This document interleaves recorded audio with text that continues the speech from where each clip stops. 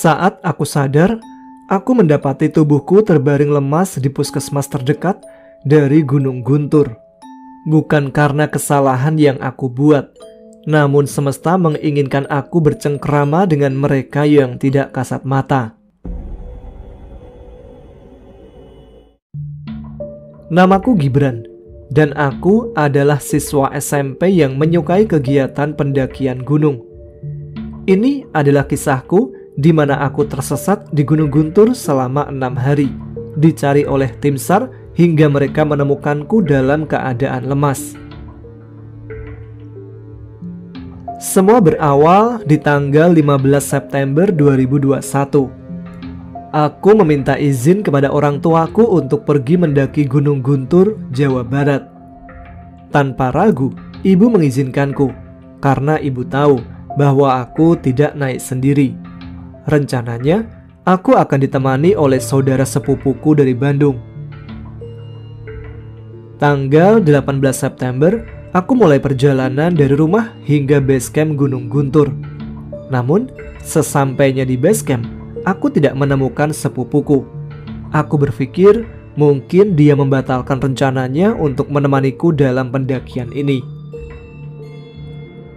Setelah registrasi, aku melanjutkan perjalanan ke pos 1 pada pukul 1 siang bersama teman-teman lainnya. Sampai di pos 1, aku menghubungi ibu melalui video call karena ternyata sinyal masih bagus di sini. Belum ada kejadian aneh. Kami istirahat sebentar, lalu melanjutkan perjalanan menuju ke pos 3 untuk bermalam. Sekitar pukul 5 sore, kami sampai di pos 3. Aku kembali menghubungi ibu untuk memberi kabar bahwa keadaanku baik-baik saja. Di sela kabut yang mulai turun, samar-samar aku melihat ada beberapa sosok wanita berbaju putih sedang berjalan di kanan kiri jalur yang tadi kami lewati. Namun, aku tidak memberitahukan hal itu kepada teman-temanku, dan aku memutuskan masuk ke dalam tenda untuk istirahat. Oh iya, sebelum tidur, aku berpesan kepada salah satu temanku untuk membangunkanku kalau akan melanjutkan perjalanan ke puncak. Keesokan harinya, tepat pukul 3 pagi, temanku membangunkanku. Namun menurut penuturan temanku ini, aku menolak dengan mengucapkan, aku masih mengantuk. Padahal, aku merasa tidak pernah mengucapkan hal itu. Dari sinilah ketika aku memutuskan untuk bangun dan melanjutkan perjalanan, aku sudah tidak berada di tenda lagi. Saat ini, aku berada di sekitaran Curug Cikoneng. Tidak ada tenda dan peralatanku di sini. Pikiranku kosong dan aku benar-benar ingin pulang saat ini juga. Suasana di sini banyak orang berlalu lalang, namun wajah mereka tidak jelas. Bahkan, aku melihat ada beberapa pocong dan makhluk halus lainnya seperti kuntilanak merah dan genderuwo. Aku tidak tahu apa yang harus aku lakukan saat ini. Aku hanya bisa berdiam diri di tempat ini. Tidak lama, ada 3 orang perempuan mendatangiku dan berkata, "Dek, ini makan." Lalu pergi. Dalam sehari mereka bisa memberiku makan hingga 4 kali. Hingga makanan itu menumpuk karena tidak satu pun aku memakannya. Sosok yang memberiku makan berwujud ibu-ibu dengan rambut yang panjang. Suaranya seperti nenek-nenek. Makanan yang diberikan berupa nasi dan ikan. Ada juga siluman monyet yang berwarna abu-abu membawakan pisang kepadaku. Monyet itu berkata, "Ambil saja pisangnya, makan, kamu lapar kan?" Tanpa pikir panjang, aku mengambil pisang itu dan memakannya karena aku sendiri sudah sangat lapar. Dalam kondisiku yang tersesat saat ini, aku tidak pernah merasakan malam hari.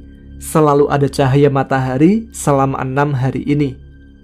Sampailah pada malam Jumat di waktu dunia nyata. Hari itu hujan turun cukup deras. Aku berusaha membangun bivak sementara untukku berteduh. Namun karena hujan turun cukup deras, mengakibatkan bivakku rubuh. Celakanya, ada batu jatuh dari atas tebing yang tepat mengenai kepalaku.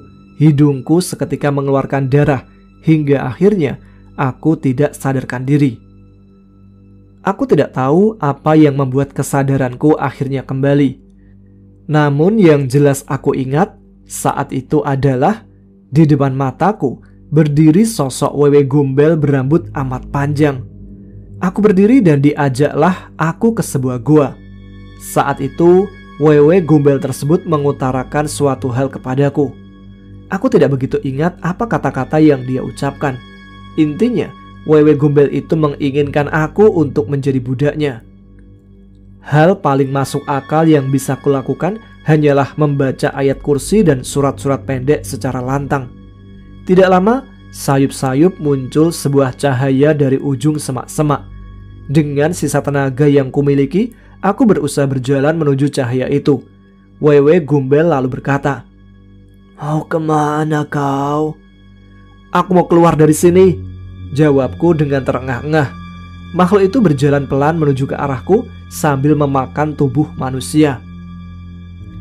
"Tolong! Tolong aku!" Suara rintihan keluar dari mulut wanita malang tersebut. Kini aku dihadapkan dengan situasi yang sangat membuatku bingung. Bagaimana aku bisa menolong wanita tersebut dengan kondisi yang sangat lemah seperti ini?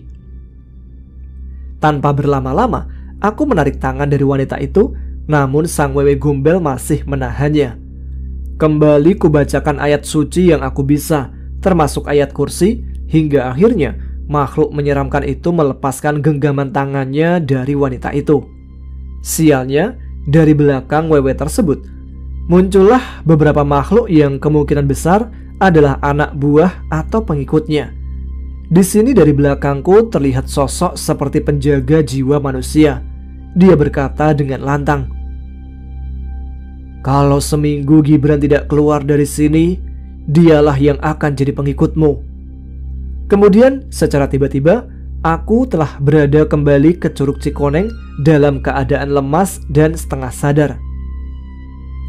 Setelah mencoba untuk menyadarkan diri sendiri, di sini aku masih bertemu makhluk-makhluk astral lagi seperti kuntilanak dan dua tuyul. Namun mereka hanya ingin sekedar mengobrol denganku tentang permasalahan mereka masing-masing. Aku juga didatangi pocong bermuka hitam yang berada di atas pohon. Pocong tersebut juga hanya menceritakan kisah hidupnya yang katanya mati karena kecelakaan. Tidak lama setelah itu, sayup-sayup aku mendengar suara azan dari atas bukit di sebelahku. Aku memutuskan untuk mengikuti suara tersebut hingga ke puncak bukit. Dan ketika aku sampai di atas bukit, aku merasakan ada dorongan keras menghantam tubuhku hingga aku kembali terjatuh dan pingsan seketika itu juga. Aku tersadar ketika sore menjelang. Di sini ada perasaan lega yang kurasakan karena aku sudah dapat bertemu dengan langit sore. Itu tandanya aku akan segera keluar dari alam lain yang benar-benar aneh dan menyeramkan. Aku mendengar suara lantang memanggil namaku. "Gibran, di sini!" Tidak lama, ada seorang yang datang menghampiri tubuhku yang sangat lemas saat itu. Itu Mang Ade. Mang Ade datang dengan membawakan makanan untukku. Setelah aku cukup menyantap makanan, aku dibawa Mang Ade turun dari bukit tersebut. Hingga akhirnya, aku bertemu dengan beberapa tim SAR yang membopongku ke arah ambulan untuk kemudian dibawa ke puskesmas terdekat.